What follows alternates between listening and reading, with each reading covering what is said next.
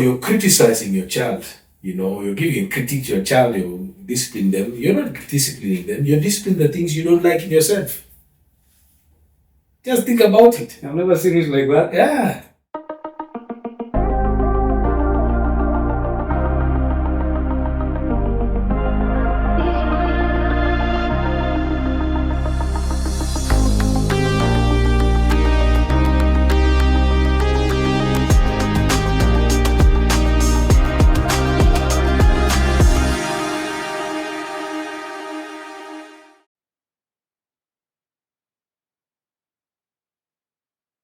Hey guys, welcome again to another episode of Father Studies, where we are here to learn about fatherhood. If you have a pen and a paper, please, this is one class that you have to take notes. I'm not going to replay your video for long. I'll see you. Today we have an amazing man of God, Mr. Gowi Odera. I've been having some conversation with him kidogo about fatherhood, so I thought, why not come here and learn from him? Sisi wote, you there and me here, every one of us. Yes, Mr. Gowi, kindly introduce yourself to us. Well, I'm a man of many hats, but I'll introduce myself this way. I am a man who's fallen, desperately in need of God's love. Hopefully, trying to be the best man that I can be in a context that always is challenging my values. I am just a man who is trying to be present for his children, faithful to his wife, and honorable to society, and showing up with integrity. And on this one, bro, I failed many times. So I'm not 100%, but I'm on a journey of that. So I won't give you my roles, but I'll tell you, mine is trying to be able to fill in these blanks by telling stories and making heroes of other people. That's who I am. Oh. So, Mr. Gowi. Yes. Maybe we can start off by, what is fatherhood to you? You've been a father for some time now. What is fatherhood to me? Yeah. Fatherhood is a privilege. It's an honor. Fatherhood is, I consider it a privilege. And let me explain to you why. Yeah. I guess that's why I'm here. True. Exactly. I've always longed to be a father. Always. I knew I was going to be a father. Oh. I knew I was going to be a father. I longed to be a father. I think fatherhood is a privilege. It's an honor that is given to God. And let me explain to you even further. See what I did? See there. Good. You share the same title with God, our Father. Isn't that a privilege? Very big. So God is the ideal father. All right. If we're ever going to be able to have an example of fatherhood, it's God the Father. Just this week, I was doing a Bible reading and devotions, and I was reflecting on the Lord's Prayer. And I reflected on the Lord's Prayer and how it starts, right? Our Father. Now, I went back to other prayers. Just go chat GPT. So you find how many other prayers, just prayers of different people in the Bible. They didn't start with Father. All right? They didn't start with Father. And I said, mi usoma Biblia sana na hizi vitu, lakini I had never really appreciated it that when Jesus taught us how to pray, he says, this is how you should pray. Start this way. Our Father. I'm like, dang, this is deep. He recognizes the intimate relationship that he has with God, his Father.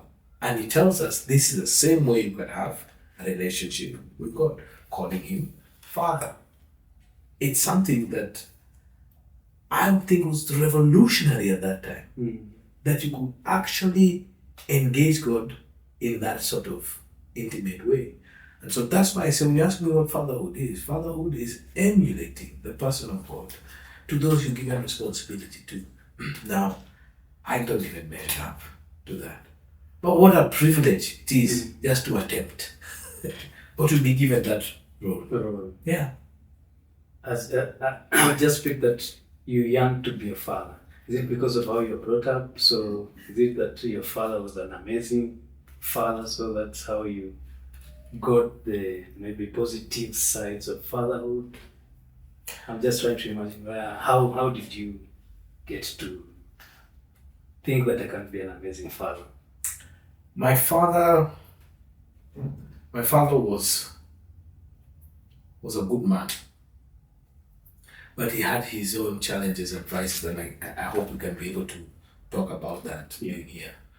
But one of the things that were very unique about my dad, my father, was he was a present dad, present father. Alikuwa around. In what he was involved in, he was around. No. My father was around. And let me explain you how consistent this man was. You know that PTA? He used to be involved in PTA elections. Okay? I don't know how it is before my what's this? My older siblings were, because I'm the last one. Alright? He kept on. Every year he was our class representative in the PTA. Kindergarten, primary school, secondary school. Zote alikuweko. Alikuwa serious na. Huo msee, si ati I never had my father tell me I love you.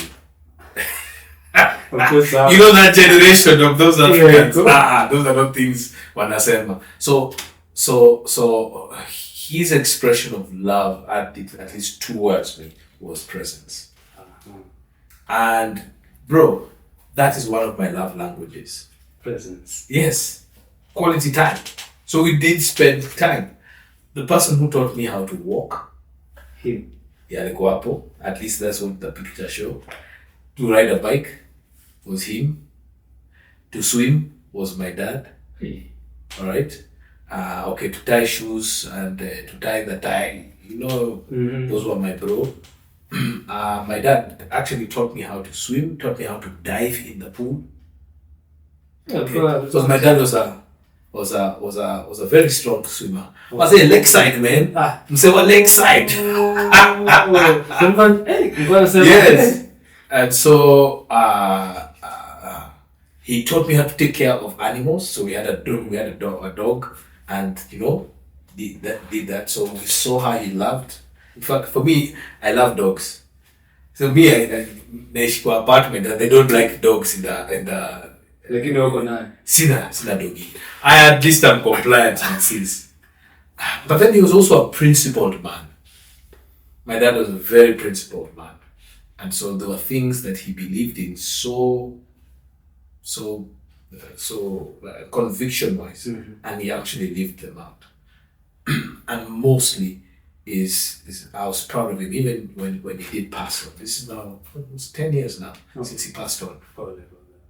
Na ni sawa tu, mazee alikuwa. Lakini unajua ndio unasema ni sawa tu. I mean, he was an old man. He died at 85 years old. 85? Yeah. Oh. Yeah, he lived a full life. And again, we can changia more about that. Well, I guess in many ways, but he had shown his love to me, and a lot of it was by presence. One other thing is when I joined the school I went to, I played rugby in the school, and every home game we had, so tunacheza home.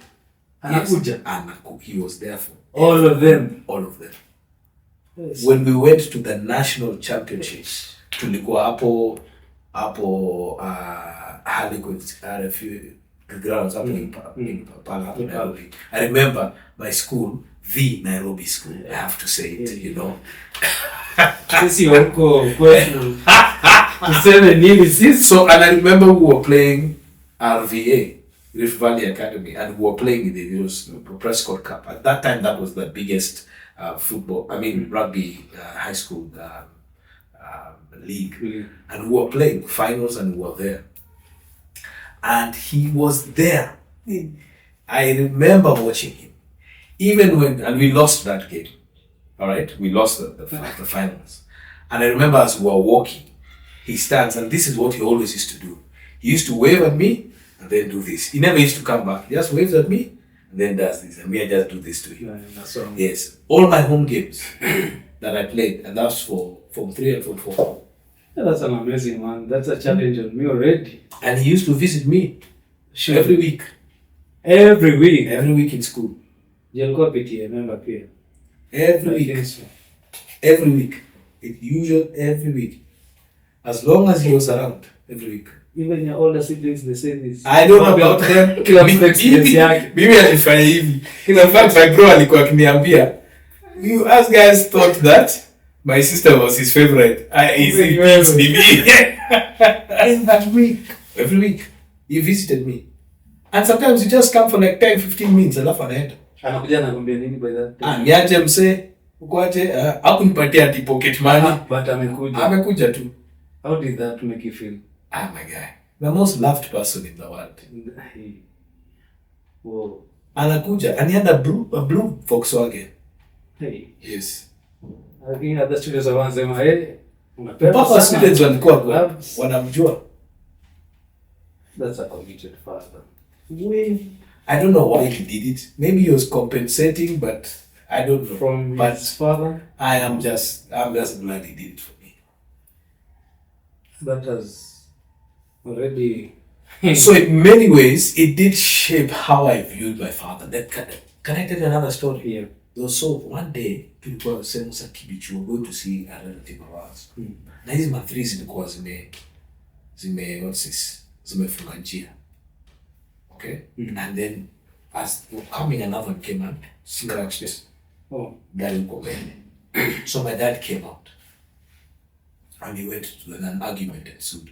Mimi nilikuwa ndani na hiyo gari. Alright, I think I was 8 or 9 years old. Na alichapwa kofi. Mzae. And his glasses flew off. So he went, he picked up his glasses, he put them on. I was waiting for a fight. I was waiting for my father to swing. I was just like, boy, you go fight. The guy came, he entered the car, he shut the door, and he just waited for the matatus to move. They eventually moved, and we drove to my uncle's house. He didn't speak. He didn't react anything. Maze nilikuwa disappointed. Your hero. My hero, maze. Chapwa kofi. Amenyamaza. I was disappointed, man. Did you ever talk about it later? We never talked about it. But I've come to realize why. Why? Sometimes you don't have to fight. Just walk away. Just walk away. That is what I now tell my son. Oh, that was a lesson. I said, well, the best fight is the one that you walk away from. But so at what point do you defend yourself? So you learn. So in fact, that lesson for me is you pick your battles and you pick them. Okay. Pick the ones that you definitely will win. Know who to fight and why you're going to fight. Yes. Hey. Oh, tumeshaanza tu hivyo exactly. Haraka hivyo tu. Si ndio mimi nita further studies. Hiyo ni fiti sana. Tayari ameshanipatia some lessons already that you learned from dad. Yeah. That you are applying also now. Yes. What will make you in that position? Ati? Why you in that position? Where you need to... Yes, I have been there, but I'm very conscious when I am showing this when my son is around. Actually, my children are around. Oh. Yes. How many are they? I have 2 children, boy and a girl. So, what, 9 now? No, I have a 9-year-old and a 7-year-old now. 7 turning 17.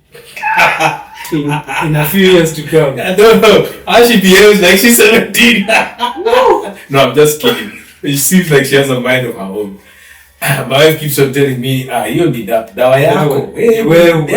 Wewe. This is your payment. If my parents were alive, that is you. Take your medicine. Right back at you. Yes. Ile tu. How did you feel the first time you told that tunaenda kwa dad? So I think for me, the joy of parenting, and you see, the joy of parenting is I said this on an Engage podcast. Is it okay to say where I also the Father Studies? Kila mahali. Sisi hatuna anything. So my son, I adopted my children.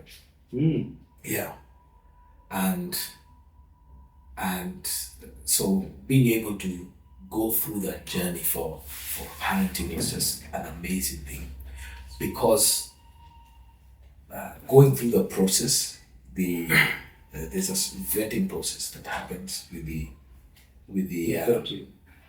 both an agency, adoption agency, and also the government, to see that if you're fit to do that. And so once you pass that, now you are matched with a child, and it's just, let me tell you, I was excited but also nervous. In fact, more nervous than I was excited. But it was a great joy to meet my son as a baby, and a great joy to meet him. And then his sister who came, 2 years later. It was just a great joy. So you asked me how it was. I think for me, it was like vile umepatiwa award. Wewe kama umepatiwa award, yeah. So I'm happy, but I'm also overwhelmed. It was a mixture of emotions for me. Can just imagine the process then. Because these children are the ones who called out the Father in me. And they're the ones who made me a father. I can't say I'm a father. Without them. No, not without them. I can't say I'm a father. It's the children who call out the Father. It's not you who says I'm a father. They're calling out. It's the ones who call out the Father in you. So what a privilege and honor to be called father by these children. At that time they couldn't talk, couldn't walk. They're totally dependent on whatever caregiver that is around them. But they love you unconditionally. And you are tasked with the opportunity now to be able to model. Yes. Model to them what living a productive life of service, life of honor, integrity. So I don't know. Uliza swali lingine. So umenipeleka kwingine mpaka bado najaribu kuimagine. Yeah. Wow. Mr. Gowi, umechanganya kidogo. Aje. Hiyo process ya ku-adopt. Yeah. How does it make you feel? Kukua now that these are just their adopted children, yes, not your biological children. Yeah.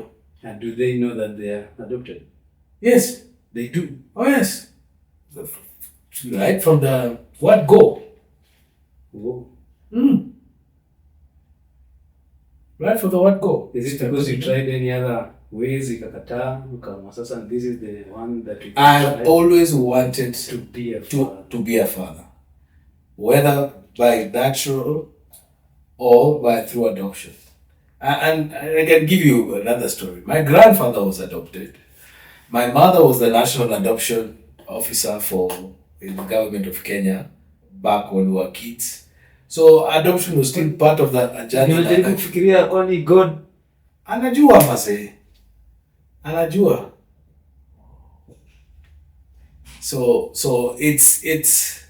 it's part and parcel of life, and I can tell you the most wonderful thing that I can tell you, because I believe in the truth, and of the Bible. Yeah. And the greatest adoption is the adoption of us into God's family. True. Through this Jesus Christ, Yeah. His son who died and rose again. And by that, choosing to believe in the risen Christ, we are adopted into that spiritual family, so to speak. Mm-hmm. All right? So that's the greatest adoption that could ever be. You know, it is not a blood relation. I am your brother, Yeah.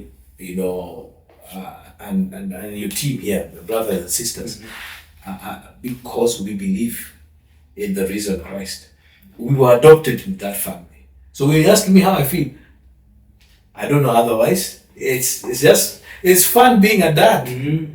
Yeah, these are my children. How will you tell those who they've tried ni kama inakataa, wacha tuseme imekataa, ni kama inakataa, So but they can I say they don't have the courage to just Boss. adopt any boss, daughter? okay? Yes. Children are a gift from God. Yes. All right? Yes. The fact that you have sperm and your partner has ovaries is no guarantee that you're going to get a child. Yes. Is it? Yes. So the circumstances for us are different. I choose not to explain it right now here because we're speaking about father. Yes. But what I'm trying to be able to say in itself, that when that child or that young person calls the father out of you, then you take the role. Yep. So there are people who are not even in my family, there are people who are younger who consider me their father because of the role that I've played in them. So many. There are some ladies who I have known since they were young. So they've not had a father in their lives. Yes. Okay? They're grown up. They're grown women now, they're living on their own and all that stuff. But they've told me, when it's time to walk down the aisle, I'm the one doing it. I'm like, because they see the role I played in their lives throughout that particular thing.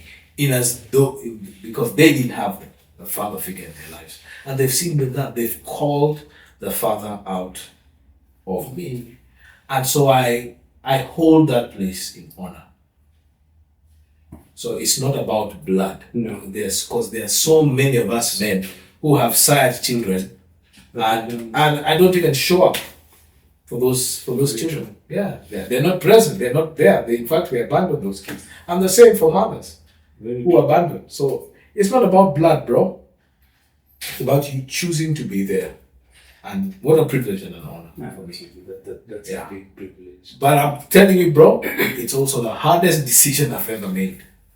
Yeah, hard. Oh, bro. Marriage and parenting, those are two hard decisions. I don't know why guys are all eager to do that. Let me not scare the single ones behind the camera there. They are hard decisions but very fulfilling, right? They are hard. They are hard. No, let's just keep it there. Don't even say bad. Don't say that they're hard fulfilling. No. Parenting, fatherhood, in as much as I've told you, the joy it is a hard thing. And let me explain to you why parenting and being a father is hard. It's because it's a mirror. Yeah. It's a mirror. Yeah, you're being shown, who you are through this child. Yeah. It's very hard to see yourself and how you behave and everything. So you're criticizing your child. You're giving a critique to your child, you discipline them. You're not disciplining them, you're disciplining the things you don't like in yourself. Just think about it. I've never seen it like that. Yeah. Just think about the several criticisms you had of your children and weigh them with that mirror about you. They're the things you detest in your life. Yeah. And does it mean they're picked from me because I've done them unconsciously? There you go. So it only tells me that I need to be this good person. No, you don't need to be this good person. You just need to be real. You're not a perfect person. You're an imperfect person trying to raise up somebody in an imperfect world. Then I shouldn't criticize them because... No, it's not that you shouldn't criticize them. You should just be aware. There's a difference between critiquing your child. Okay? Because how is that child not going to learn if you're not going to give honest critique and feedback to your child? See deal? Yeah. But also be aware that when you're giving that critique to your child, that there are actually some things that you detest in them. Yes. So, do you believe in discipline using the cane now? Absolutely. Kabisa inacheza. Tena WWF. Hakuna mambo yaenda kwa. No, WWF. If we could do that in disciplining, I could do that. They would, but parenting is not friendship. Parenting is not friendship. No. So you're taught to be friends with this. No. Parenting is not friendship. It's totally different. Being a father is not necessarily being a friend, bro. No. So a father is different from being a friend. You can be a friend even without being you can not be a friend, but be a father. And they'll appreciate that. Yes, the children will love that. Okay. But what the beauty would be if there's also a friendship with your children. It will add something. It will add to that. So when you're disciplining, you don't have to be a friend with your children to father them. And you know what? If you disagree, you can challenge. So don't agree. Not really challenging. Just thinking. Your father coming to school, kufanya nayo all those things. You see part of your friendship you're cultivating. I don't think you're doing to be for her. You're just being present. He needs to be present. I don't need to be your friend to be present. Part of those who are present now, they're very so abusive. I'll keep you one. So in the court where we stay in the estate. So we're trying to rally people around, okay, to do community. This is during COVID. So I was saying, this is stress. Let's be community around. So one of the guys who was stressed. So in the court we have a blocks of flats. So there was a guy who was a representative of our block. He said, "Akaenda kabisha kwa mlango ingine," and he knocked on the "Hey, come, let's we have some community events. Akachoma for men and all this. The women have their things. We do things for kids, but we do community things maybe once a month. You know, these COVID times, things are rough and all that. You know, the guy's response, we may be neighbors, but we don't need to be friends."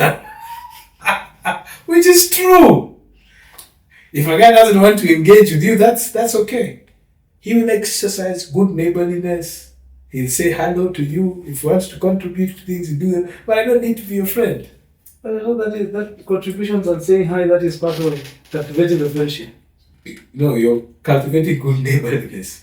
But he had a point. In fact, when he gave us that feedback, us guys were like, it's okay. Not everybody is going to be part of this community in itself. True. All right? You can't force everyone itself. That is true. And also personalities clash even in parenting. True. So you might not have that relationship, friendship thing. But there's a respect, there's an honor. There are things that you can be able to have with your parent or with your child. What will your child? A unique relationship that you'll have with your child. There'll be an element of friendship there, but it doesn't have to be there. Again, I'm open for challenge, but I'd say that. I thought I need to be a friend to my children so that we can, even when it comes to discipline, at least he or she will see this is not an enemy. Can I test that now? So, you want to be my friend so that, all right, you can do life. I have just chapped my sister a slap. Okay? All right? Kwa sababu amechukua my book or my pencil. And nimechapa slap. Okay, so what do? You want to be my friend first? Of course. So how do you deal with me? I'm your son. I'm your 6-7-year-old son. Okay? Then we chap on your daughter a slap. That's my sister. I'll reprimand you. Okay. Basa. Utanireprimand. Hapo nijue ni kwa nini mchapa why. Amechukua kalamu yangu. React like that, lazima mchape. Kwa sababu alifanya hiyo the other time. So what are you going to do? What are you going to do? Lazima nitakutanika tu. So are you being his friend? By that I'm disciplining him. Are you being his friend? At that point, no. You actually are. Because you're correcting, you're disciplining. That is an act of love. But from a child's perspective, it doesn't see it like that at that particular moment. So if you reprimand the child, whatever you choose as a reprimand, it could be, telling the kid, discipline things. You could tell, enda kwa room yako, tutatoka kwa nyumba, ukae hapo, you withdraw some of those privileges, right? Ama ni kumtwanga. However you choose to be able to do that to the child, however you choose to be the commensurate to what he or she has done, is an expression of love. In fact, the Bible just says, God disciplines those whom he loves. So a child that is not disciplined should recognize, are they really loved? Okay? It doesn't say anything about friendship there. You're not even friends with God. Does I say anything about friendship? Expression of love, yes. Discipline. Niliwaambia we're here to learn. Yeah. Yes, we're here to learn some things. We have many things about parenting, about fatherhood. You can have love for your child, and the child will not doubt that love. But anyway, you ask me questions. Hey, hapa ni sawa. Hapa niko class ya ukweli. Thank you so much for those things. You're welcome. When No. Oh. I just interject and say thank you. I was just thinking you're saying like that. I'm like, okay, that was short. You talked about our personalities can clash with parenting. Maybe me and you're the child, right? You are the what? You're your spouse? Yeah, exactly. Or you are the child, yes. Me and the wife in this instance. Yeah. How do I support my partner as a father in raising these children? So you're doing it together. Kuna kama hizi zingine ama tuseme hizi za kitambo, mtoto na mama wacha deal na yeye, mimi wacha nitafute. Is that what you subscribe to? No, I don't subscribe to that. So what do you subscribe to? Doing this together. Okay. Yes, that is what I subscribe to. All right.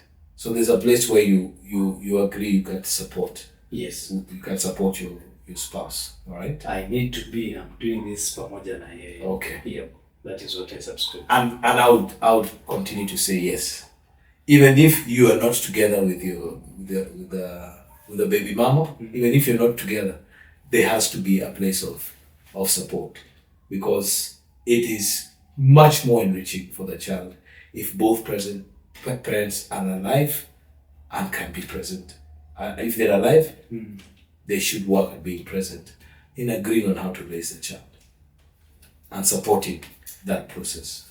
Because my relationship with my baby mama, if I'm not together, or her mother, or my spouse, however you want to be able to call it, could even be an attention in itself, or tumeagana, but at least we need to be able to agree on how to raise the child, because it is going to enrich the child's life. Now the child will grow up with the reality of saying, hey, my parents are not together. But I've never doubted that my parents love me. Talking about how do you advise a man who is trying to reach out to his child mwenye wakai na yeye, and it's proving to be futile kidogo, like say the child feels you abandoned him or her. What I've always encouraged for men who are in situations like that is try your very best to reach out to your child, however much you can. And if possible, document your efforts. So that when you have the opportunity to explain to your child, the child comes to ask, Dad, why didn't you look for me? Why did you? It's like, I did. This is what it is. Why were you not around? Why was I not around? How do you tell? No, that's a choice. But I'm just saying first, if you're in a position, okay? So there are places where it's very contentious with you and baby mama that you'll not be able to. They withdraw access to you. Yeah. All right? For one reason or the other. But if they hinder that access to you, all right, what you should be able to do is as much as you can, all right, fight for getting an opportunity to be present as much as you can, legally and within the law parameters, and I guess within the what is allowable to be able to do that. And where you're not, I'd always, like, this is what I've advised men. Don't ever have the place where your child would say, Dad, why didn't you fight for me? Why didn't you look for me? Why weren't you there? And then you say, you blame somebody else.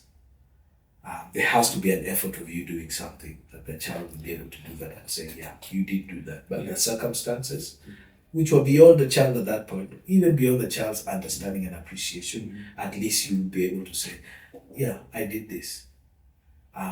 It helps you be able to shape the child's understanding of themselves, that they actually loved and wanted.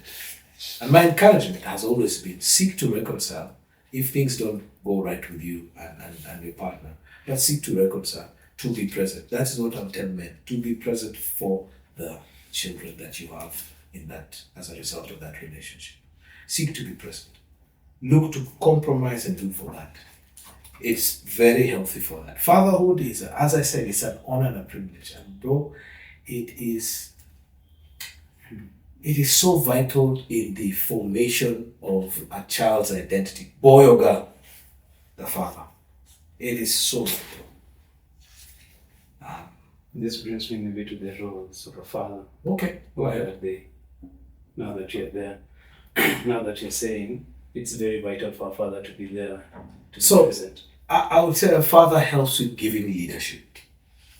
All right? Giving leadership and modeling what leadership looks like and should be. And that's not to say that the mother doesn't do that. But it's just the way we are all, wired. We will look to the father to do that. And that is the role the father gives leadership. And it doesn't mean that, other people can't do anything. But leadership is giving direction. And that's important. It brings safety for the child. Okay? I think the other role for it is creating an enabling environment for the child, all right, to become who they're supposed to be. They want to discover who they are and they're supposed to be. In other words, point them to their God-given calling. All right, create that enabling environment. The same is create. This is in no particular order. Also create an environment conducive for that child to connect with God. All right. And lastly is to shape that child's character, giving them structure and discipline. Modern leadership for direction, enabling them to grow up in an environment that will help them to thrive, a spiritual environment where the children can be able to know who God is, but also a place for discipline, structure, to help them inform their character. I think those are roles for fathers. I think in any relationship, in any parenting thing, the father should be the chief disciplinarian. But they say that will make the child hate you as a father if you're the one. That is how you see discipline. Maybe throw some light. You want to be, again, it's not about, bro. Ni kama ile yenye wanasemanga, it's only the mother who was giving the money, kumbe inatoka kwa baba. Baba wasn't saying. So think about it this way, all right? You're with your child at the supermarket, right? And then you pass by the place for crisps. Why are you laughing? It's like it happened, yeah? I see people. And in your hand, you just have 1K. Unapita kununua maziwa, labda ni sabuni. They're just the essentials you need to be able to have, and you're just passing. You can't leave the car, but you're in a car, so you can't leave the car. So they're doing the car, so you come with a kid and she's with you, and you pass, and then she sees those crisps, hizo kriba anazitaka, and you're like, no, and then she starts throwing a tantrum there. What are you going to do? What are you going to do? Nitakuchapa. Nitakuchuna. Okay. You want to? That is discipline, bro. Yeah, true. That is discipline. If you don't deal with that and you continue to say, this is a child's thing, or you say, you're embarrassing me here, boss, just see, that is a 3-4-year-old doing that tantrum there. If you don't address that now, I just say, just add 20 years to that. How does a 24-year-old tantrum look like if you don't deal with it then? So you discipline your children out of love as a father. You don't discipline so that you can be their friend. No, you discipline because it's important. You're forming character. All right? You're forming character. Fire will burn you. Out there. Chop it up. Bam! You'll just know. If he does it at a choma, then he'll learn. You understand? But you don't need to get there from a child. Yeah. All right? So you'll be able to tell the child the reinforcement is not the negative way. It's a good way of doing it is positive reinforcements. Do you like feeling pain? No. All right. So if you don't like feeling pain, all right, it would be good to stay away from things that make you feel pain, right? So what are the things that can make you feel pain? A sharp object can cut me, things can dunga me, even fire. You're going to set fire, yeah, so you stay away. You understand? So there are different ways of communicating that in itself, in many ways. But I think parenting is there. And bro, this is not something you learn overnight. This is something that you learn through trial and error. But there has to be an underlying principle. Disciplining is a value that you need to be able to have for your child. It's character development. The child's frontal lobe has not developed. So the right and wrong, they have not yet developed that. So it's important that you become their visible conscience. In fact, it says you become the visible place of God. They relate you to being the voice of God for them. Obey me like you obey God. You understand? True. Exactly. So I think that should be something that we do. So you don't discipline to get favor, to carry favor, or you don't hold back discipline. And discipline doesn't mean no. There are many ways you can discipline your children. Yes. And when you were saying chief disciplinarian, I can imagine, I can remember how our father was.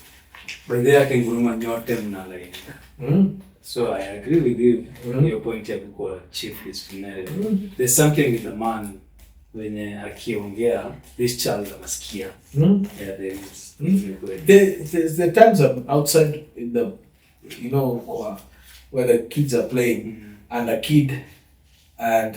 kids are, something happens at fair, or there's a fight and all that, and the other ladies who are there, but those kids will come to me and say, Ebu, sort this thing out for me. This person did this one did that. It's just the way the kids are wired. The male presence gives them some confidence of security in itself. So if you have that confidence of the child, then speak truth for that. And one of it is saying, this is the way, these are the guardrails. All right? So stay in these guardrails. If you err, I will put you back. Sometimes you're not going to like it. But you have to be on that place. That road is going to lead you to becoming and forming the person of character that you need. I can tell you, a lot of the problems we have in this country is just poor parenting. Totally. Yeah. That one I agree. Poor parenting. Poor parenting. These are products of poor parenting. Sana baba. If you are not there, sana. If you are, I am not going to bash men. Not in further studies. We are not bashing. We are just, it's cautionary. No, I just said poor parenting. Look, when you are permissive, boss, let's not say, even mothers also parent poorly. This is all I can say. Hurt people, hurt others. Very true. Yes. I'm just putting it in this context where we are saying that there's just a way children are that God wired us. Yes. That where a child feels the safety and the security from the father's presence. Yes. Now this father, kusema kweli hao ndo wanakudiscipline pia vizuri to the right, to make to mold you to be But I once heard it said from a different form of men, do not mistake proximity for presence. Yeah, do break that down. Alright? So the fact that we go up in the same room with you does not necessarily mean that I'm present. Oh. There's a go up, alright? To say you're my son. I can be here. Yes. In the same room. I can talk with you, but I'm not necessarily here. True. I can be far away. I can still be at my work. I can still be with, maybe kuna vitu gocha that are taking me, or I'm thinking about, my business, or where am I going to get money from this? Or I could be thinking I'm here, but I could be with my friends, my buddies somewhere else. But I'm still here in the room. I don't think kids don't pick that up. Or I'm on my phone. This is the thing that keeps us away from. Or niko kwa phone. Alright? So you think you're present with your children, but you're not. You're just in close proximity. But do not confuse proximity for presence. Presence is where you're actively engaging the person in that room. Actively engaging them. Both with visually, body language, and audibly. And kids are very quick to know if there's a vibe with this person. Yeah, this person doesn't like me. Why? If you don't have eye contact with the child, they'll know. But they'll just look to you straight in the face. Yeah. Sasa mtoto mzalio, ananiangalia straight na shindo. Okay. Sijazoea kuangalia mtu straight hivi. So it's like I learned that from him, if I can say that. From your child? Yeah, to look at straight macho hapa, yes. But tuongee tukiangaliana. Yes. So kids learn that. They learn from what they see. So if you're not making eye contact with them, I'm not saying anything. And if you don't demand eye contact from them, you're not connecting. You mentioned hapa akili iko home, iko nafanya vitu zingine. Yes. You are everywhere. Yes. So how do you handle this when you come home? Do you be present? Be present. You be present. One of the things I try, I'm not good at it, is one that I just try to put the phone away. Right? I tried that for some time, but it's not working. But it's something I just have to discipline myself. That when I'm there, I come and I'm present with the children. Present is I have conversations with them, find out what their day is. If they want me to play, I do that. And this is the thing I have to tell you, bro. The thing I'm learning. We did a parenting class. Whenever a child calls you, go. Even if it's for something stupid and silly. Baba, come and see. This fly over here. Just go. You build the confidence that the child can always invite you into their space. So that when they are older, they know that they can still always invite you. So when your child calls you, come. It might seem trivial to you, but it's important to that child. You understand what I'm saying? Yes. So this is what we learned in parenting class. So all these father things be at Isida. You really made a shule. Hata mimi niko hiyo shule. Uko hiyo shule.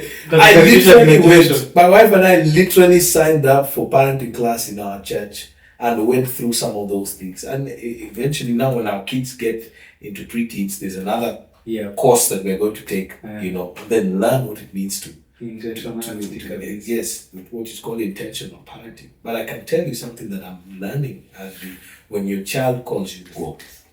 So wait, I'm coming. No. Or even wait, I'm coming, yes. Wait, I'm coming, me. All right. Just give me a minute. Finish what you're doing. Then go. Just attend to the attention. It is not going to take long. I can tell you. For the Watoi, 3-4 minutes, then they move to something else. But you came. You make the child much more used to you entering their space. So now when they are older and you enter in their space, those teens years, when they invite you because they're used to you always being invited, coming because they've invited you into their space. Time for them. Yes. Then you expect they will. You're saying these people are too tired. Exactly. They're tired. My parents are tired, man. They don't. You never conditioned your children in a way that they could say that they could invite you into their space. So now when they are much more independent, They don't necessarily want to do, and it will be, they'll have to think about, Dad, okay, and I need to talk to Dad, so they'll start thinking about it. So it starts with coaching. Yes. It starts from 0 to 9 years old. I think all of us should join this parenting class as a nation, so that we can have a beautiful nation, yes, if you can say. Yes. Because it starts at home. It starts at the tender age. Yeah. Father studies. Nasikia mko na kalamu na karatasi kama mimi. Nasikia tu ningekuwa naandika kila kitu chini. Yeah. Whoa, Mr. Good. Yes, sir. Umenipeleka vizuri yake. I'm glad to hear that. This is awesome. What would be maybe your take on modern day masculinity? Unpack that a bit more. Ask that question differently. The kind of wacha tuseme kama hii yangu ya trade. Bado ni mwanaume, right? Well, you're going somewhere. How you're looking at me. You're going somewhere. I can say this is kind of modern day masculinity where we have maybe dreadlocks. Yes. Wengine labda wanaweka earrings. What would be your say about it? Yes, me. Your hair, your choice. Your ears, your choice. What has that got to do with masculinity? I'm curious to be able to get it well. Yes. Some maybe think we are less of macho men. Sisi wenye tunakata makucha na tunuki jasho, we are less of macho men, or less of men.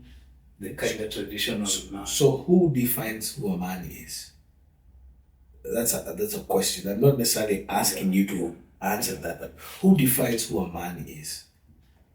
All right.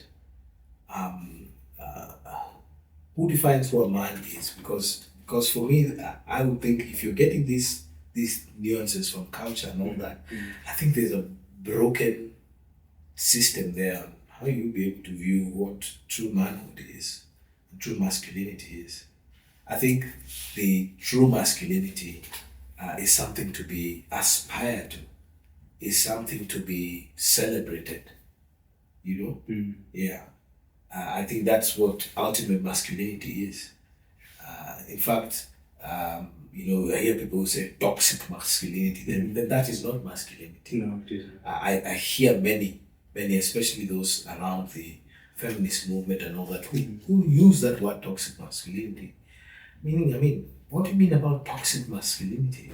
Masculinity in its true essence is pure. All right? There's a pure thing about being truly a man and truly a woman. Yeah. All right? So anything less of that is the toxicity in itself. If that's what you're going to be able to do. All right? But if you're really calling out who truly a man is, then that true man who shows up is a man who is aware of who they are, is aware of the power that they have, is aware that the power that they have is a two-edged sword. It's like a knife can be used to cut. Okay, a knife can be used to kudunga watu. There are many ways you can be able to use that. All right, use the knife. That's just the same way with fire. Fire can be used to cook, can be used to burn, can be used to warm something. There are many ways to do that. And so you understand the power of your masculinity and how it can be used when you begin to know what God-given gift it is to be a human being in the form of a man. All right? Then you bring this into parenting in itself. What a beautiful opportunity it is to raise this young life, to show what the ultimate man looks like in itself. Being aware of that, being aware of your own inhibitions, being aware of your own insecurities, being aware of your own shadows, your failures, and still showing up as being a father, and still leading in a home is a powerful thing. How do you do that? How do you do that? One day at a time. We think you failed. Let me give you an example. Okay. Can I step on toes? Totally. As Mine. Your toes. Let me step on your toes. Yes. Has there been a time you can't afford anything in your house? Come on. Yeah. Imekata. Una tegemea wife. Yes. You have, yeah? Yeah. You've come into a season like that? Yep. Okay. Hii production yetu Yes. kuna time iko chini kabisa. Alright. Yeah. Are you less of a man? Not really. I'm not. I'm a man. Not really? Or really? Let's see. Are you less of a man? At times I feel low because I haven't been able to provide. Yes. But that doesn't make me feel I'm not a man. So, okay. So swali ni, are you less of a man? No, I am a man. You're a man. Yeah. Alright? But many of us men struggle with giving leadership when we do not have the capacity. Yeah. Alright? To fend for our family.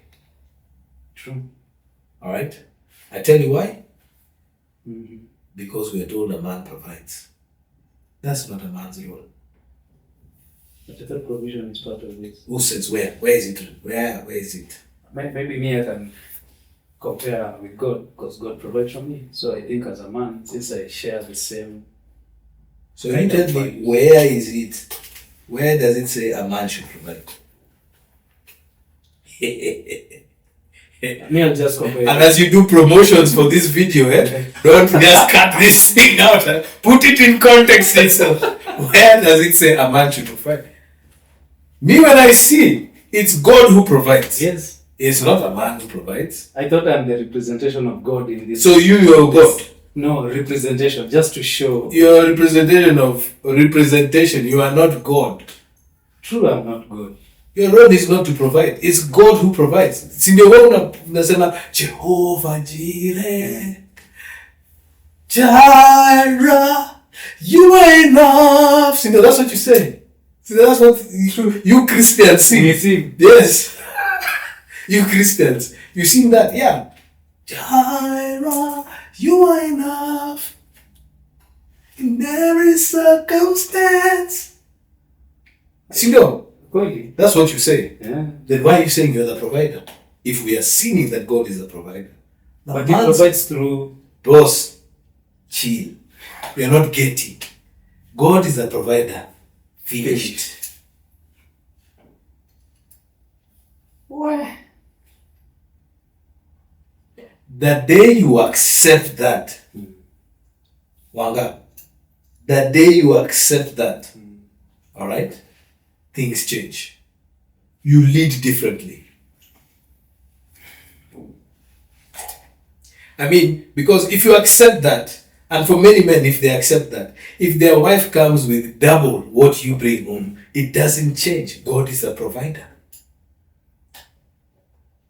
He's providing through you. Why are you saying he's providing through you? Stop. We are going back. Let's go back. He is the provider. Finished. He's not providing through what is that provider? But he's the provider. When you accept that, all right, I think it becomes to liberate you from the roles that you think you have to be able to do, even leadership, because many men believe the fallacy that the man's role is to provide. Oh, and by the way, most of the women in this world, that's what they think. So even the ones here behind your camera here, they've just been conditioned to do that. They've been conditioned to do that. Okay? Man, now you begin to realize God is the provider. The power relationship changes. The power relationship now is with God. Is with God. So your provision doesn't come a place of power, because when you have a provision, it starts becoming a power relationship in itself. And so when you can't provide, you're less of somebody. No. Be faithful in where you are. There are going to be times where you won't be able to raise the income that is necessary to be able to sustain the family. Yes, there will be times to be able to do that. But it's God who provides. I'm not saying don't work hard. All right? But you can't be defined by being the provider, because that role has already been taken. So you don't go work so that you can provide for your family. You go to work because it's a thing that brings value and fulfillment. It brings joy to you. Work now can be worship, no longer something that you're working because you're providing. When you're working to provide, now if you're employed, you're taking away from that. I took in this job because I'm the provider. No, you love going to work. So just think about it. When God now becomes the provider, even your reason to go to work changes. True. The nature of your relationship with your spouse changes. Very true. How you explain that to your children changes. So you're not saying that you stop being industrious. In fact, you're encouraged to be industrious. You're encouraged to be enterprising. You're encouraged to work and to be diligent in what you do. And I've said, do that. That is important that you do that. But remember, this is what the psalmist says. I look to the hills, from where does my help comes from? My help comes from the Lord, maker of heaven and earth. So those are things that should inform your role as the father. That you're not the provider, God is the provider. And so you're going to work your ass off because it's fun, because you love it. And God is the provider. Umesikia? It doesn't make you less of a man. Hapo nao umenifunza, nilipeleka shule mbaya sana. The word of God imetuambia we should provide. If you're not providing, we are... No, don't tell me. Don't tell me that, because you have not proven to me where it is in the Bible it says a man should provide. I think go from Genesis 1:1 to Revelation 22:21. We can go. Kuna hiyo verse hiyo ya First Timothy. 1 Timothy 5:8. Yes. Ni kama ulikuwa umeprepare. 1 Timothy 5:8, say, let me get it. If anyone does not provide for his relatives, and especially for members of his household, he has denied the faith and is worse than an unbeliever. Yes. Does it say any man? Which version are you reading? The English Standard Version. So, let me give you the Greek. The word there was eidetis. That's the Greek one, okay? Eidetis. But if anyone, it's not any man. If anyone. So, the original English translations, like King James Version, would put the perspective of a human being was very patriarchal. So the translators will look at it that way. If we go to the original, where what Paul wrote, he wrote in the Greek languages, eidetis. I don't know if I'm doing it. If anyone. And it wasn't just about money. All right? It's responsibility.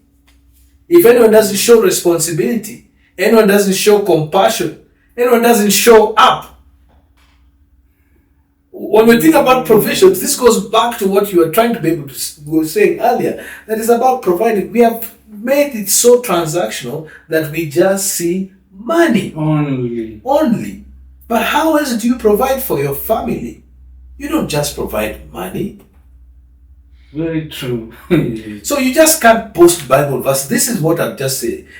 You just don't post Bible verses on your on your Instagram or your WhatsApp thing, and then you ghost your struggling family.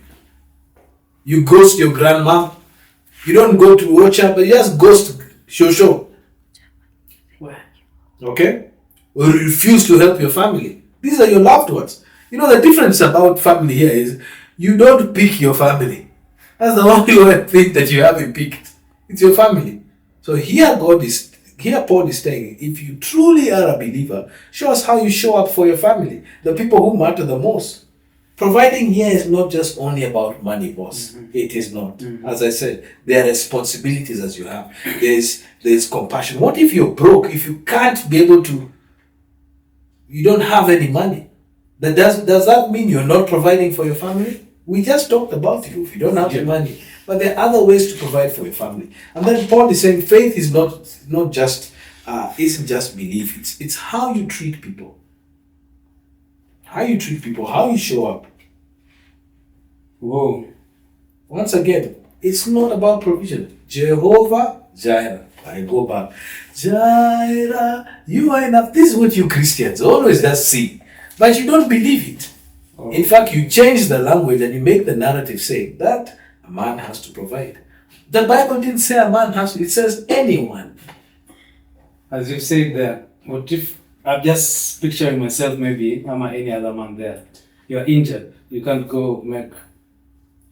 What if you are fired? How will you? No, I mean, just explain this to now. Let's go COVID time. True. Many of us lost our jobs then. All right.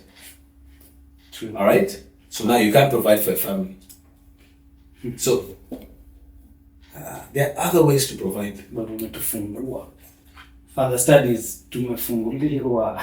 So please, just perish the thought that you think we are the providers of the home. No, we are not the providers of the home. No, it is God who provides. Our role is different. If we came to that, then it will be transactional itself. And that's why many of us men, we are stressed. Very stressed. We feel less of a man. Yeah. We can't even lead in our homes. We can't lead even when we are broke. Because of those Yes. mindsets. And But yet God has called you to lead in the home. He didn't say we lead when you have. No, lead. Give direction. You can't give direction because so man is what gives you power. What is that saying? What role are you showing your children? What are you communicating to your wife? But what are you feeding the own internal narrative that you have? Meaning, I am a man now, I can provide. Without that, Without that, you're not a man. You've liberated me. I think this is one of the challenges that we face as men, that we need to undo. Change that statement. We've been facing. No. Make it I. Don't speak for other men. See, to go in further studies. This is one of the things that I've been telling myself. Yes. Without having a true, can I say, knowledge about that, hiding in the word of God, kumbe sijaisoma vizuri, sijaichambua vizuri. Can I be open and transparent with you? Yes. This is not something that I have been doing for all my life. Mm-hmm. This is maybe 1-2 years tops for me. Whoa. At least as us feel brass and bro, I am 54 years old. So this is something I've learned in the past 2-3 years.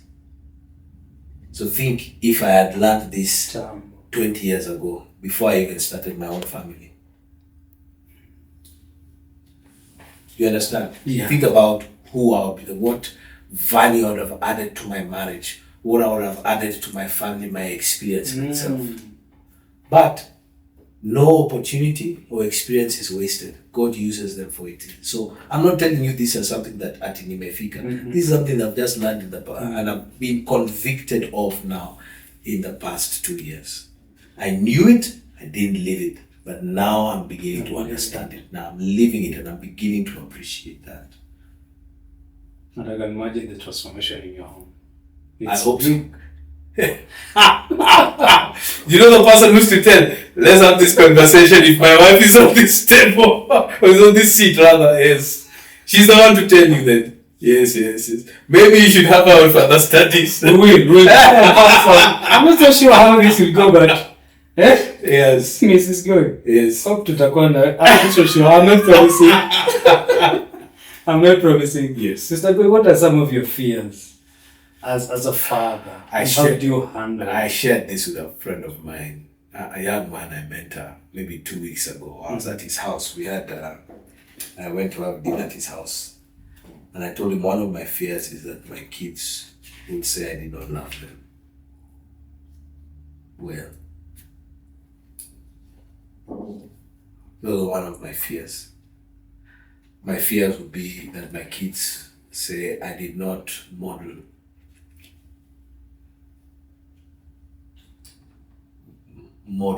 being a disciple of Christ to my children. I fear that would happen. Those are my two biggest fears. So you're trying to compensate by being real with them and being... No, I'm not trying to compensate.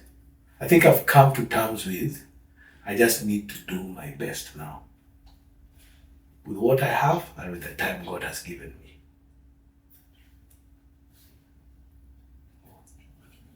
That's a deep one. Mm. My fear is You, what do you feel? dying and leaving them young when they're not able to stand on their own. Mm. That has been, I think, one of my biggest fears. That I go before they can fend for themselves. I think the time that I woke up from it was like a dream. Nilikuwa nalia because of thinking kuwa I can leave kwanza the small one. Nani ata? Wow. How will he survive the kind of life we've given him?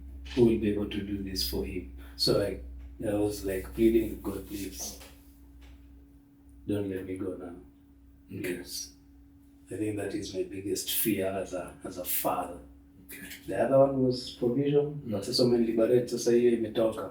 But thank you for sharing about that first one. I'm tender towards you about that, my brother. Thank you. Yeah. But I would like to assure you, you know, I think it was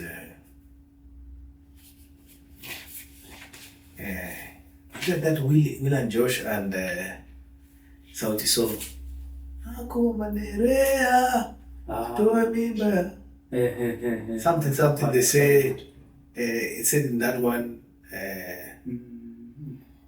I can't remember the thing, but they're saying kila mtoto amekuja na Saruni yake. Yeah. I think that's something that you need to be able to rest in. That if that is how God chooses, that He actually does is present for their children, even if you go. You know, that's something you need to be able to do because we're not in control of that, you know. True. But I'm tender towards you in itself, that you'll be able to see, and I can even see it in your eyes in itself, that you love your children, that you'd want to be able to see them get there. But there's also the place where we always have to recognize that actually ultimately is not In our control.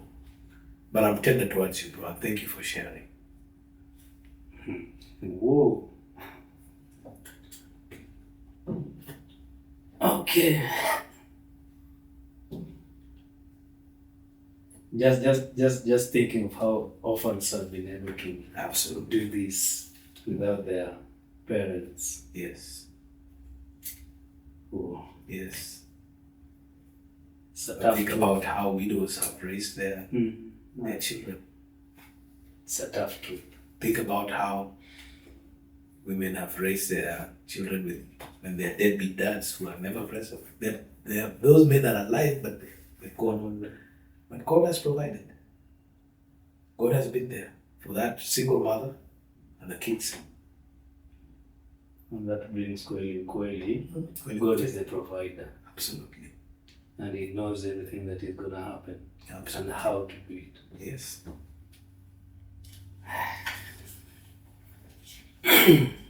Do you propose therapy for men? Absolutely. How do you? Men should go for therapy. Let me say that right there. Go into a therapy room. Meisikia. Usikufe na mambo yako. Usikufe na mambo yako. If you can afford therapy, go. Sorry, I cut you short. Yeah, it's okay. Yes. I've just said, as I expressed my fear, Yeah. talking to you and you kind of assuring me, Yes. imagine I feel better than before. I'm If glad. I can tell you that. I'm glad. Yes. But always live with that fear in front of you as much as you can. It's never going to go away. Mm-hmm. It's all of every man's fear. You understand? So just live with that fear in front of you. How will you wanna hear what your children talk about you? It goes back to actually what I said. I think, there's one day my son said, Papa, I love you. I'm like, okay, let's just chill, before you say something. So I asked him, so, what do you mean? Mm-hmm. I like it because you defend me. I said, what do you mean? You believe me. When I tell you a story, you believe me. And when there are other boys who have harassed me, you come out to defend me. I'm like, I didn't know. Hey, when I left there, I was like on top of Mount Everest. Oh, Yes. I didn't know that was what I was doing. But it was meaning of that. But you know, when the bigger boys had he cries, he calls me, I come downstairs, there, find out how he's doing, is he okay, all that stuff. Kumbe, to him, in a register something. in a register something. Me, I'm like, boss must say, Chikaze must say, it's just a bruise, man. Which also reminds me of what you say when they call, come. Yeah. So me, I'm saying, must say, don't be a softie, must say.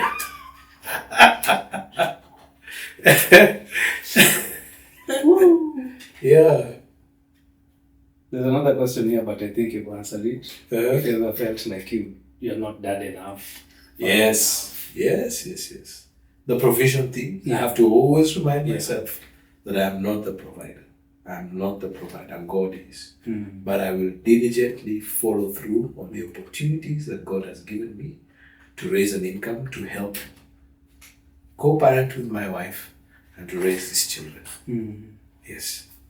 Yeah. Maybe some of the moments that are special to you, that you've shared with your children, like this one that you said, I'm a mom, other moments special. One of the special moments was last year my mom passed on. Last year? Yeah. So it's okay, my guy.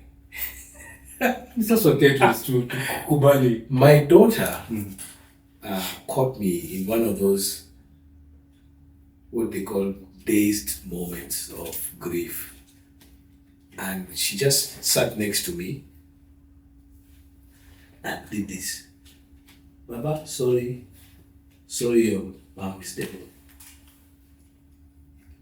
That was such a tender moment, at least for me, that I recognized that my daughter has empathy.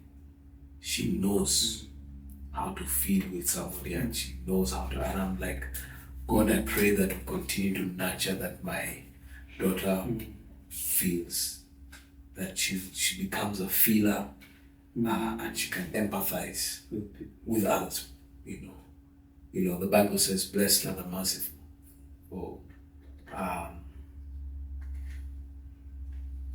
Let me get that thing right. I don't want to misquote it. Ask Christians to go. You Christians and your Bible, misquoting Bible. So let me. Many of us, serious. I'm not alone. It says, blessed, Matthew 5:7, blessed are the merciful, for they shall receive mercy. I think mercy is an effort of us being able to feel, to empathize, to be in the shoes of somebody else, feel where the shoe pinches. I saw that in my daughter, and I said, thank you. And I pray that that continues to be nurtured, that we never kill it, that we actually call it out of my daughter. That was a special moment. I think another special moment with my children.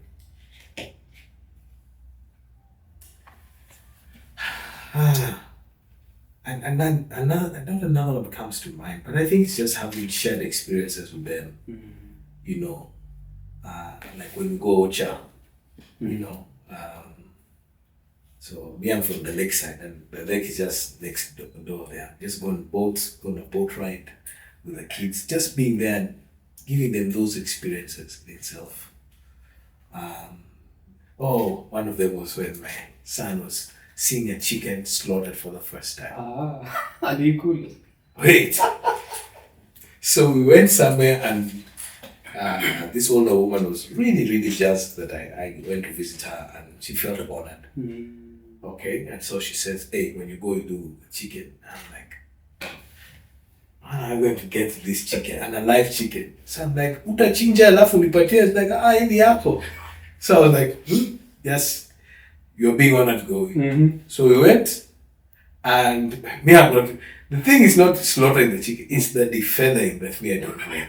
Hiyo kija kutoa hizo vitu. So we went to get it gingered with my son.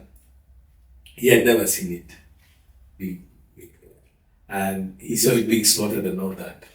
It's like, this is, he calls me Baba, Mr. Kudayo. I don't like it. I don't like the way they, like, okay, cool.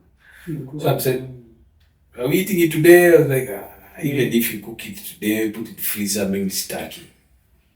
So, I think on the following day, that day we cooked chicken. Mzee alikuwa hungry. That same chicken uliona ikikuwa ndio hii. After meimaliza na before? No, you said, are you going to eat it or not? I'm going to eat it, I'm hungry. And he likes the leg, you know, kwa kienyeji. Akararua sana. So I think those are experiences. You know, those firsts for my children. Those are also special moments. Yeah. You know, firsts. For them, those are special moments, and I can say there are very many of them. Yeah. But for him, the first time to him doing that, I'd love to one day when he actually does the slaughtering of the chicken. Yeah, ataifanya. Yeah, so that he can start doing it. You are a killer. Yeah. Alafu ya kutoa feathers. Yes. Hey. I saw a certain machine. Yeah. Unaweka tu hapo kwa labda. Yes, I've seen that. But that's for commercials, don't you have? Maybe. I remember when I was young, my neighbor, a friend of mine, his mother used to keep chicken. And the other day we were going to visit some friends of ours. And they were at another side of town. So I grew up in Nairobi. So we stayed Semuza Woodley. And this person was Semuza Ugo Banana. Almost going to Tigoni there. So those days, that was a long thing. You go to town, then you get banana, and then from banana, if there are no mats, unatembea. So this guy, I was going to go to see this. There was this chick that I liked. And I was like, I can't go there alone. Lazima ukuje na mimi mazee. So we had planned to do this thing, but when I got to his house, you know, we were going to go. Hey. His mama told him, hey, and there's an order, Ebu just slaughter this chicken. So I went, took out my clothes that I had, I put on his clothes, you know, we went in. I was like there's no way I'm going alone with this thing. And those days there were no cell phones and all that. Yeah? So we went and we went. It's my first time to commercially, you know, slaughter chicken. But what they say is, for them, you don't use a knife. So if you're going to do it is, you break the neck, and then the next person cutters. So it says, you break the neck, mean takata. So this is where I was trying to do that, and it was just, but after doing 3 or 4, ninja. And then there's a big pot of hot water, just put it there, feathering and all that. So that was my baptism by fire in slaughtering a chicken, so to speak. So, but I'd love to see it when my son does it for us. It would be a good thing. It would be a good thing. Yes. How do you connect emotionally with your kids in this digital world? How do you practically do this? So how do I connect with my kids? Again, there's a place of just practicing presence, even when you're close to them, talk with them. I attempt to do. A place that I love doing it is when they're sitting to eat.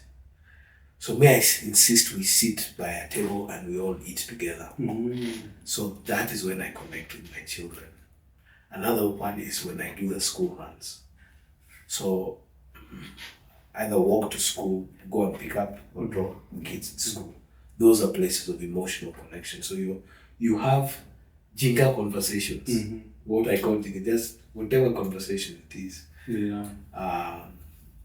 There was one where after it rained, my daughter would just splash in water. I'm like, you're going to school. Why are you splashing water there? And she'd splash on me, you know. And I can't splash back. She knows I can't splash back on her because, yeah, then she'll say, I told you, yeah, that is dawa. Yeah. The dawa I said, Yeah. Anafanya tu mkenda shule. yeah. Kama any other time pia anaweza fanya. No, it's not her being cheeky, her being silly in itself. Siku atafanya kama ile shule hata pia urudishe. Hivyo. So those are places of connection. So I can't say the things that I intentionally do. It's just creating an enabling environment and in our daily routine to just be with them in one way or the other. I try, but bro, I also find it hard. My daughter has taught me unconditional love. I have never been loved that way, bro. You know, loving a boy is different from loving a girl, eh? True. Yes. So the way the brother and I, we deal and all this, and then this little girl now comes differently. Totally. And the way she shows me love, I'm sometimes just like, I don't know how to deal with it. But this is what is close to what you call pure love in itself. And I'm learning how to be able to respond to her affection, to her wanting to be close, how to be even more tender, you know, because she forces me to engage with that tender side of mine that I have covered, you know, in itself, and I'm learning to discover that place also needs to be unleashed, not just on her, but on everybody. Yeah. Everybody needs to learn to experience the tender side of me. That is what you call masculinity. Yeah. Yes. The tender side is also masculine.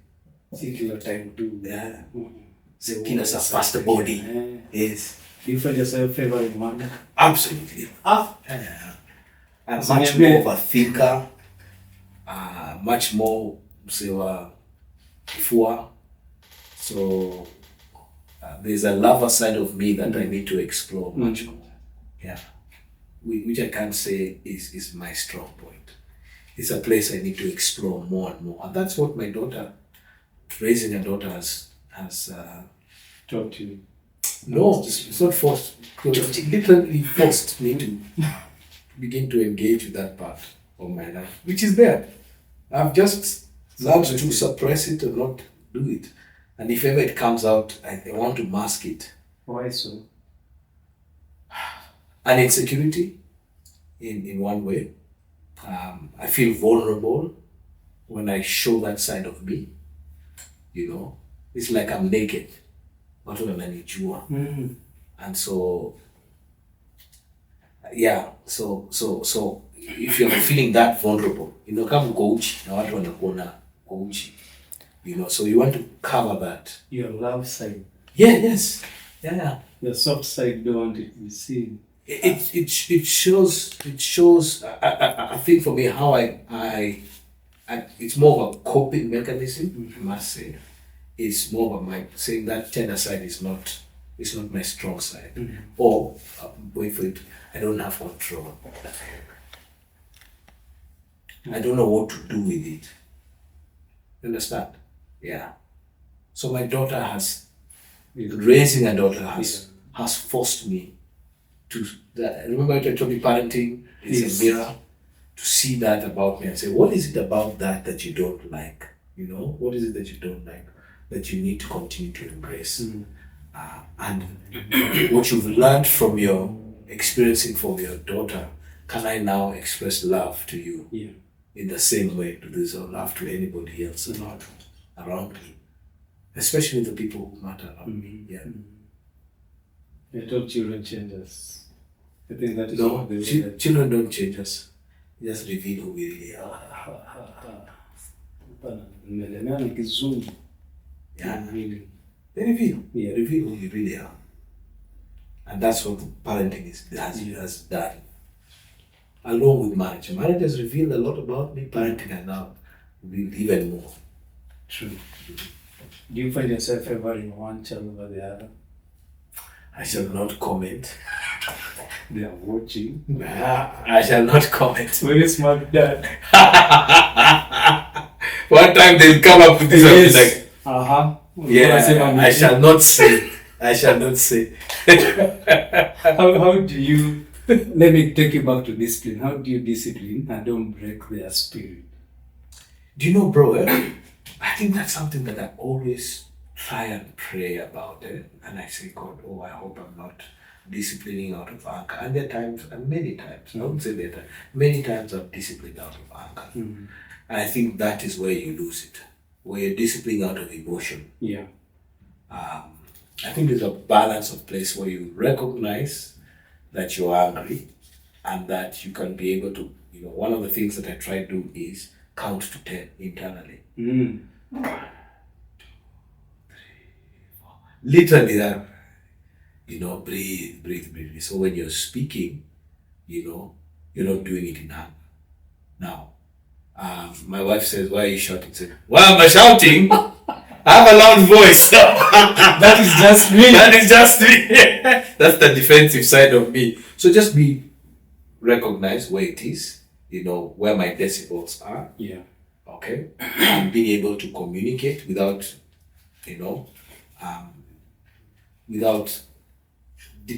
I can be angry, but I don't necessarily have to respond when I'm at that particular moment. I can give myself, just walk away, 3 minutes, 4 minutes, then you come back. When you're now in control, at least about how. So you're not unleashing that thing. But that's not to say I haven't. Yeah. I haven't snapped, because some of the things I'm even sad about is I snap at my kids. The days you're just tired. Yeah. And you come and they do this, you're like, or they're frustrated, hakuna chapa. Haijaingia. There's somebody else who's done that. Come and then you're unleashing it on your kids. And I think I'm not happy about those responses of mine. I'm not saying it doesn't happen. It does happen. And I pray that does not scare my children too much. And that they're able to see beyond their dad snapping at them when those things come. And if there are places to make amends, I do. One of the things that I also do is if I make a mistake, I admit to my children. Yeah, say sorry. I first tell them what I've done. If I have made a mistake, I tell them the mistake, and then I apologize to them. And I ask them, would you forgive me for this? Super. Yeah. So I tell my children sorry. Yeah. Oh. Yeah. I try. I do as that. much as I do. You do that too. So much. Yeah. So it's important you be able to do that, because to assume that you're perfect in what you do. And since we've just been told that children reveal who we are, Yes. we need not to just assume that you're always doing the right thing. Yeah. I want to take you back, about the grief. Sorry, I'm taking you back there. About you losing your mom. How do you walk your children through grief? Their question, I can just imagine them asking these questions. How do you do it? Be a heaven wapi. No, I tell them the truth. How is this true? I tell them the truth is that there is nobody living in that body, that is a dead body. There's no life. In the very most simplest way I can be able to explain to the children, I do that. We allowed them to view my mother's body. They were there, they did view my mother's body. Before we entered the morgue, we did explain to them that, we're going into the morgue, this is where we're doing it, this is where we're allowed to view, because when we go for a funeral service, there'll be many people and you won't have the opportunity. So my mom, Danny, right, we told them this is. So when we go there, it will look like she's asleep and she will look different. We told her she will look different because she's dead. Managing the expectation. Yes. So they go there, even if you try to touch her, her body will also be cold. It won't be the warm thing that you do. So we just tell them the truth in the most basic way that you do that. So when you come and you see Danny, you'll be able to see, yeah, this is what Danny is doing. So, I mean, the body was all dressed up and all that. They could see their grandmother there in the mortuary, and we allowed them to have the moment that they had. Excuse me. Okay. So, and they asked the questions. You know, I said, I mean, where is she and all that. And we just had to be present to be able to tell them. Because we forget many of the times, but even children experience grief. Yeah. This was their grandmother, this was their daddy. Yeah. You understand what I'm saying? Yeah. And so just trying to be real with the children. Children actually do end up understanding in their own children way, you know. And so now when we talk about it, I'm not hiding. Mm-hmm. They don't walk around eggshells with us. We've experienced grief again, you know, a year later, you know, now from their mother's side. From their mother's side, you know, we're also bereaved of that day. And again, they were aware. So it's interesting. They have actually, I won't say they've grown. They have appreciated. They are appreciating this is a cycle of life. They know it's sad. They miss their grandmother, and you know, they miss their grandfather who passed on, you know, a couple of months ago. And so, but they're coming to terms with it. And so you're not protecting the children from that feeling or that emotion. These are real emotion. Death is real. Now, an advantage also is my line of work. So during COVID, actually, there were many funerals to live and I need go. All right. So when you finish, you come, Kona, your program. So when newspapers used to be newspapers, did you used to buy them? Yeah. You know the way you stack up newspapers? Sam. So in our house, we were stacking up. Yeah, I wasn't conscious of that. So I come, I just leave it on the table there, you know, it's put aside, another is put aside, and they just grow. So during COVID, there were very many of those things, either of somebody I knew or of a family that I was attending. I was either attending the funeral or I was the officiant pastor who was doing the funeral service or doing the burial or whatever it is. So there are many of them who stack.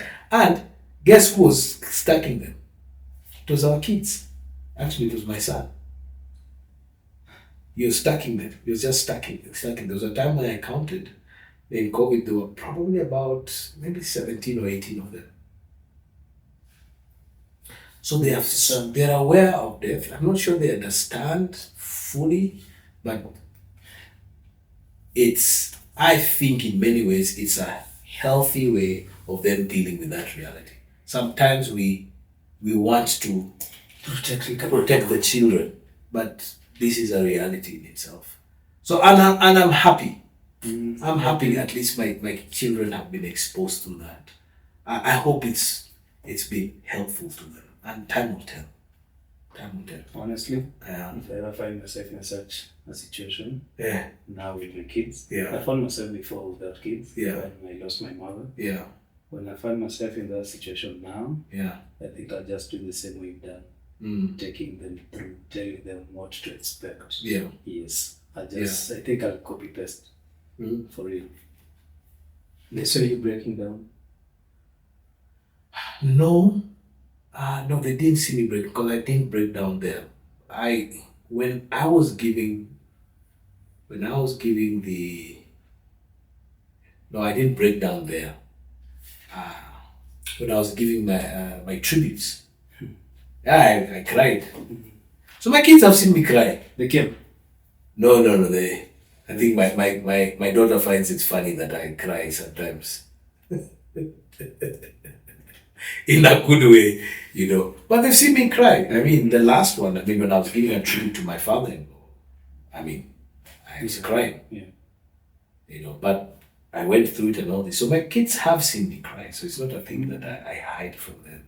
No, I don't hide the crying from my children. You don't always have to be macho man. Yes. And I don't just cry. There are times when I just move away and I go and cry myself. There are places where I'm saying, yeah, just move away, go cry and then come back. But in places like that, it's a real place. I mean, you've lost someone. Right, yes. Oh, the first time I saw my father cry was when his dad died. Oh. How old are you? 13, 14, yeah. I'll never forget. How did it make you feel as a... I got to see him as a human being. I remember the phone call, and my grandfather had been in, and I remember I had just walked in. We were preparing to go to school. I'll not forget.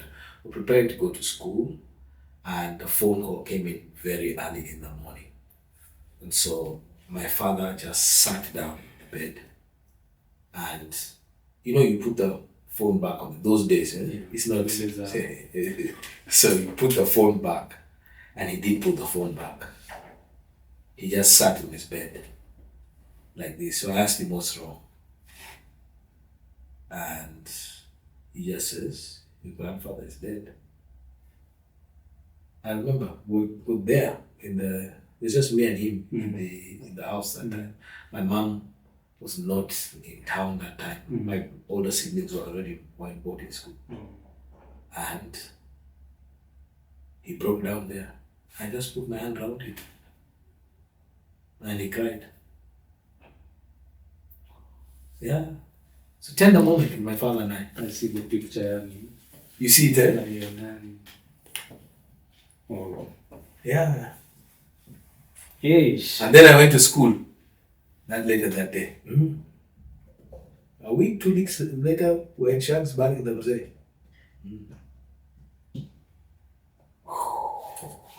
Things we dread. Things that we in life. Yeah. Itatufikia tu. We can't help up. Yep. So we have to be, can I say, ready? Yes, we need to. Yeah. So it's okay, when you're the leader, when you're the father, the weight is on you most of the times. So you have to just... Hey. Anyway. Such is life. You show up anyway. That's the thing. You show up anyway. Yeah. No matter how it is. You show up anyway. Anything that you promised yourself you'll never do or say, but you've done to your children.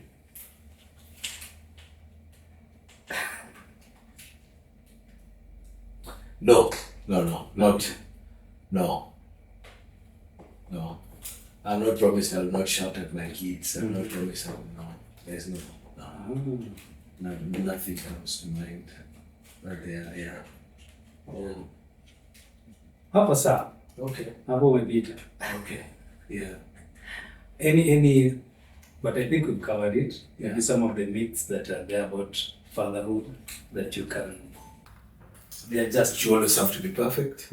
I think that's a myth that we need to bust. You don't have to be perfect. You don't have to know it all. You can even tell them. Yes. You can admit I don't know. Kama mimi sijui hesabu, sasa sijui hizo hesabu. You don't know.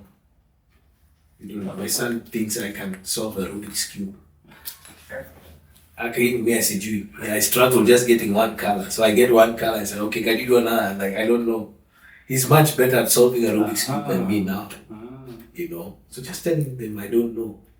Or place of, would you teach me? Yeah.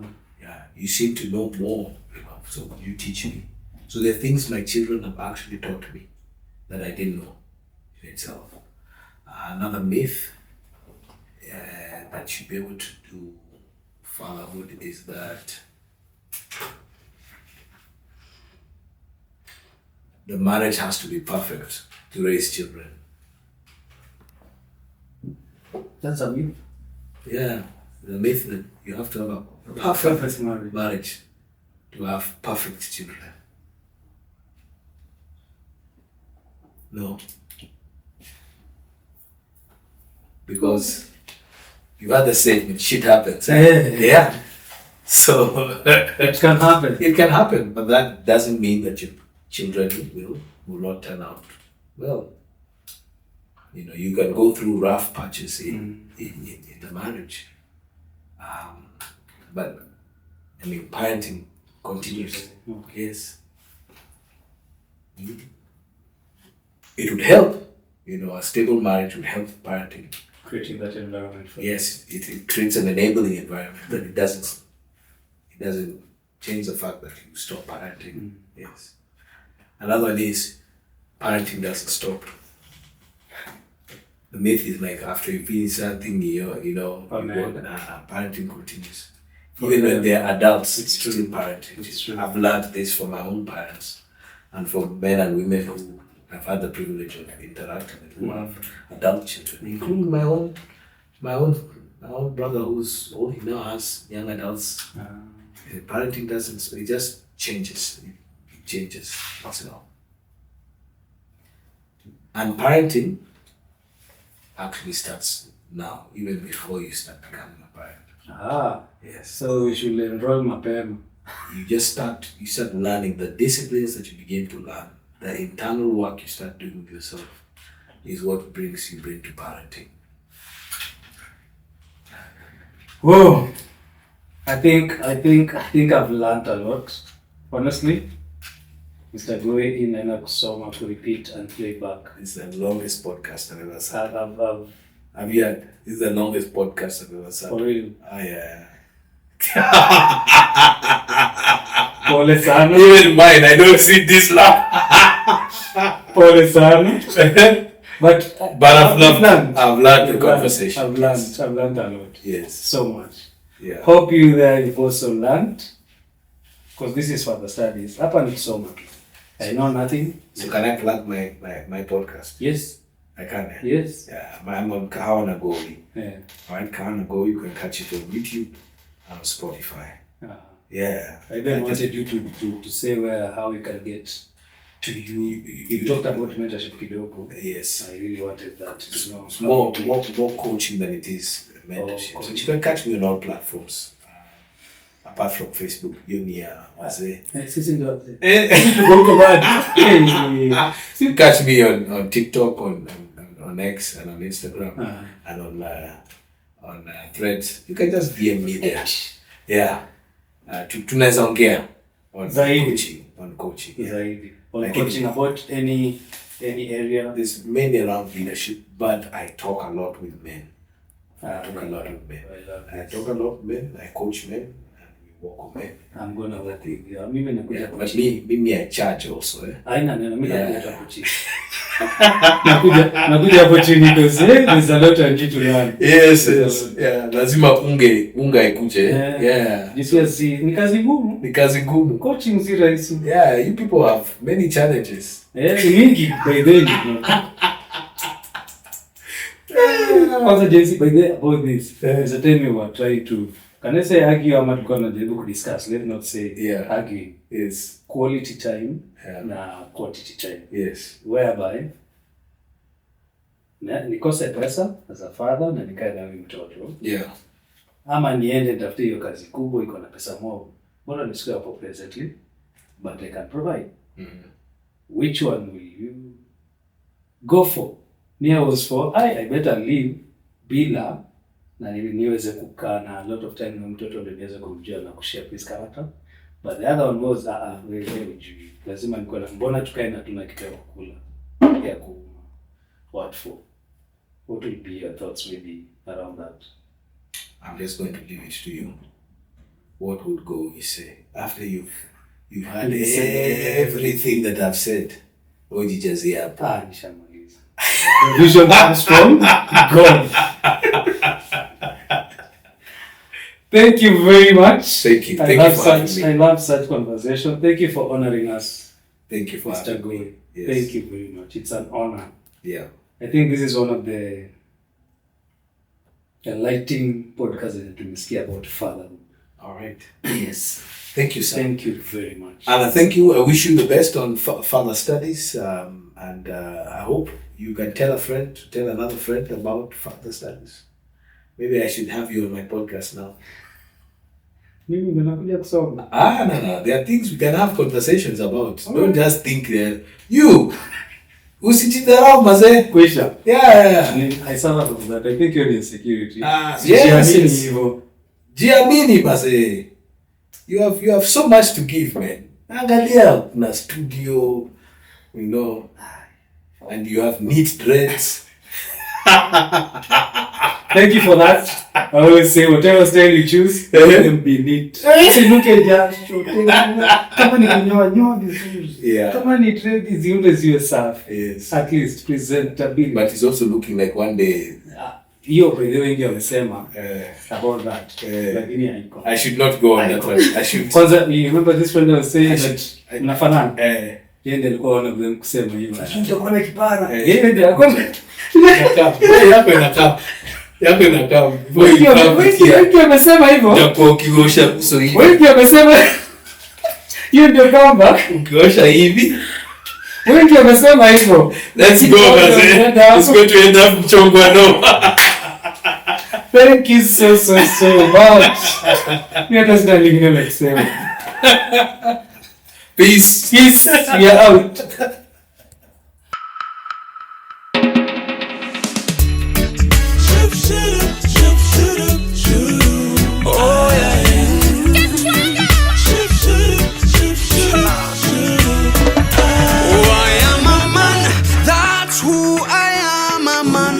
That's what you have created me to.